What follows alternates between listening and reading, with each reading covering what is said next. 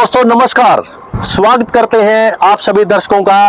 तो दोस्तों आज हम एक नए कार्यक्रम की शुरुआत करने जा रहे हैं और कार्यक्रम का नाम है सवेरे की गुड मॉर्निंग।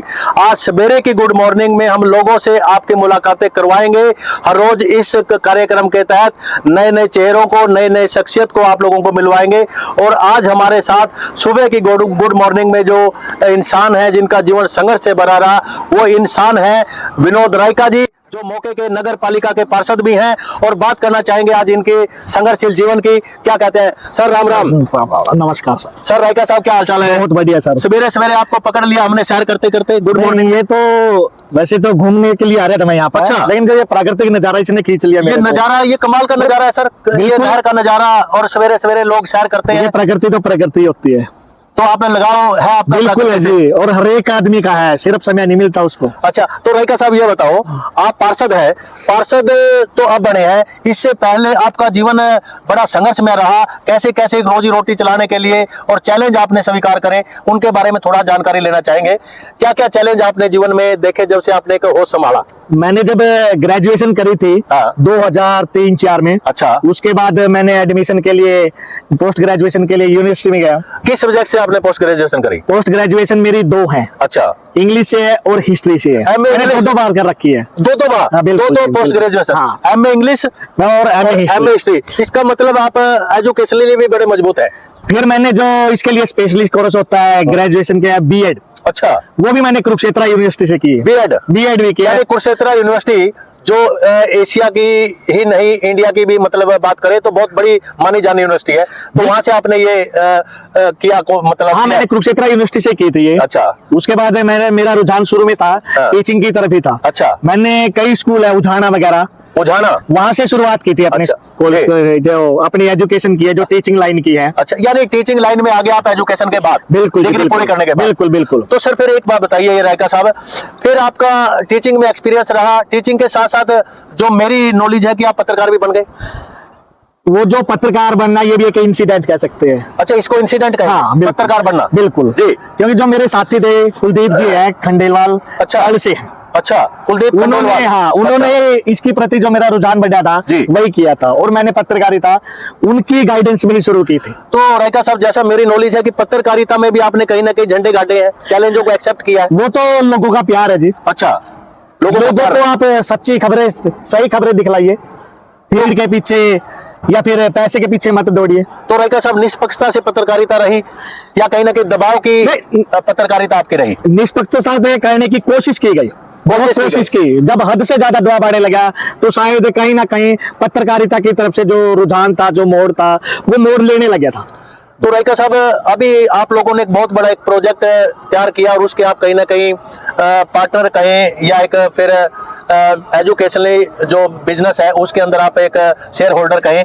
तो पैलेडियम स्कूल आपने ये एक फ्रेंचाइजी लेकर के नए इतिहास का नरवाना में रच दिया। उसके पीछे कैसा आपने ये दिमाग में आया कि इतना बड़ा प्रोजेक्ट हम यहाँ नरवाना में तैयार करें एजुकेशनली? जब मैं पत्रकारिता में था जी, और या फिर कोर्सेज वगैरह कर रहा था, तभी मेरे को महसूस हुआ था, खासकर पत्रकारिता में गया जी, जो समाज है, समाज को अच्छा फ्यूचर देना है तो सिर्फ उसका रास्ता एक एजुकेशन ही है जी। और एजुकेशन भी बिल्कुल बीज से, शुरुआती दौर से, बिल्कुल दौर यानी बेस से। हाँ, जो हमने, ये मेरा प्रोजेक्ट, ये सपना ही था, वे एजुकेशन के फील्ड में ही जाना है मेरे को जी। ये मेरा सौभाग्य है कि वास्तव में जो बीज होता है, समाज का जो बीज होता है, वहां से मैं अपनी शुरुआत कर रहा हूँ। मैं छोटे बच्चों के लिए किड्स प्ले स्कूल है जी, वो शुरुआत कर रहा हूँ, किड्स प्ले। अच्छा। पैलेडियम है, पहले भी हमारी ब्रांच है, हिसार वगैरह में रन है जी। और हमारे दिल्ली के पार्टनर है प्रेम प्रकाश गुप्ता जी। तो जो पैलेडियम स्कूल का, पैलेडियम का सर मीनिंग जो है अगर बात करें, क्योंकि आप तो अभी इस फील्ड में भी हैं, एजुकेशन में भी, तो पैलेडियम का मतलब कहीं ना कहीं जो मेरी नॉलेज है वो होता है एक पिलर। पैलेडियम का मतलब वैसे इंग्लिश में अलग सिनोनिम्स है। अच्छा। लेकिन अगर हम अपनी लैंग्वेज में बोले तो पैलेडियम का मतलब है दुर्ग। दुर्ग मतलब किला, जो किला। हाँ, किला मतलब के सेफ्टी के अकॉर्डिंग देखा जाए तो। अच्छा। अगर पुराने जमाने में देखा जाए, जैसे राजा महाराजा जो थे, वे उनका जो खान पान है, जो उनकी सेफ्टी है, शायद किलो से होती होगी। तो सर, अगर हम आपके संघर्ष की बात करें, आपने पत्रकारिता में काम किया, एजुकेशन में काम किया, अब आप एक बिजनेस पार्टनर के तौर पर स्कूल का एक प्रोजेक्ट लेकर आए हैं नरवाना के अंदर, जो अच्छा एक आने वाले टाइम के लिए बहुत बड़ा एक बच्चों को फ्यूचर देगा। लेकिन क्या कहीं ना कहीं इस फील्ड के अंदर भी कोई ना कोई आपको, जैसे कंपटीशन का जमाना है, कोई चैलेंज एक्सेप्ट करना पड़ रहा है? नहीं, समाज में कंपटीशन तो बहुत है। अच्छा है। चैलेंज भी बहुत होते हैं जी। लेकिन सभी लोग अपने अपने तरीके से उसको हैंडल करने की कोशिश करते हैं। जी।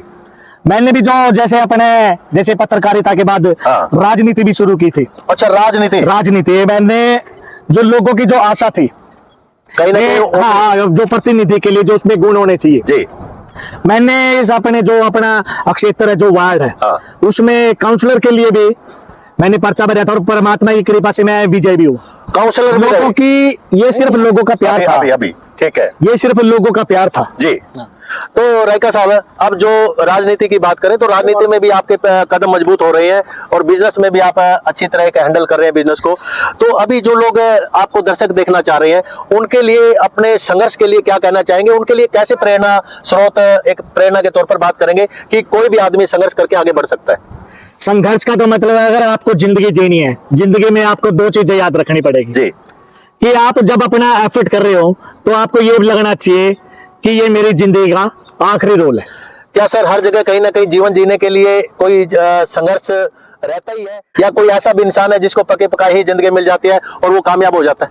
भाई, सोने का चम्मच लेके भी लोग पैदा होते हैं, ऐसा भी है? बिल्कुल होते हैं, लेकिन वो जिंदगी नहीं जिसमें कोई स्ट्रगल ना हो। अच्छा, स्ट्रगल से ही तो जिंदगी बनती है। नाम ही उसका जिंदगी तभी होता है जब उसमें स्ट्रगल आता है। तो रायका साहब, अभी आप ये सवेरे की सैर और सवेरे का जो हमारा कार्यक्रम आज शुरुआत हुई है, बड़ी अच्छी शुरुआत हमारी रही है, सवेरे की गुड मॉर्निंग। तो इस सवेरे की गुड मॉर्निंग कार्यक्रम के बारे में आप क्या कहना चाहेंगे सर, जो चैनल के ये कार्यक्रम शुरुआत हुई है? कौशल जी, जो आपने जो ये मीडिया की दौड़ धूप है, इसके बीच में जो आपने ये कार्यक्रम शुरू किया, इसके लिए मैं आपका और आपकी टीम का हार्दिक धन्यवाद करता हूँ। लोगों को कहीं ना कहीं जो ऐसे प्रोग्राम होते हैं, उनसे कहीं ना कहीं रिलैक्सेशन फील होता है। तो वैसे भी दुनिया में स्ट्रेस तो सभी को स्ट्रेस है, लेकिन ये जो सुबह की गुड मॉर्निंग है सर, इसमें कहीं ना कहीं ताजगी महसूस होती है। कल करता पानी, नहरों में, ये नहरों का जल, कहीं ना कहीं बंदर, पेड़ पौधे, जानवर, तो कहीं ना कहीं एक जो व्यस्तता की जिंदगी है, ये कहीं ना कहीं सवेरे की गुड मॉर्निंग कहीं एनर्जी देने वाली है। मैं तो ये कहना चाहूंगा, लोगों को प्रकृति से जुड़ना चाहिए। बिल्कुल जोड़ना चाहिए, प्रकृति में ही जिंदगी है वास्तव में। तो सर, ये जो सुबह का ये एनर्जी है, क्या ये सारा दिन ऐसे ही तरोताजा अपने आप को रखने में कोई वो बनेगी? जो प्रकृति है, वास्तव में प्रकृति ने हमारे शरीर को बनाया ही ऐसे है जी, वो तो हमने खराब कर रखा है अपने शरीर को। तो जो दर्शक आपको देख रहे हैं, आप इतनी व्यस्तता भरी जिंदगी से कहीं ना कहीं घंटा, आधा घंटा आप एक अपने स्वास्थ्य के लिए निकालते हैं, तो कहीं ना कहीं ये चीज व्यस्तता के मैं साथ, तो हर एक व्यक्ति को कहना चाहूंगा, अभी जिंदगी में स्ट्रेस बहुत है। इनके जो आज के दौर में मैंने जो महसूस किया है, इनके लिए जो मेडिटेशन है, योगा है जी, और खासकर जो प्रकृति है जी, जो प्रकृति इनके बीच में जाएगा, वे आज के जगह जो जिंदगी है, उम्र है, इसका तो किसी को भी पता नहीं, लेकिन आप जब तक जियो ना, योग मेडिटेशन आपको यानी कि अमर नहीं कर देती जी।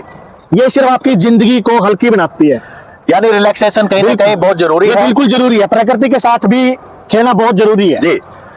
तो दोस्तों, आप जो दर्शक हैं, हमारा जो ये कार्यक्रम है सुबह की गुड मॉर्निंग, आपको कैसा लगा और इसके बारे में आप क्या राय रखते हैं, कमेंट जरूर करिएगा।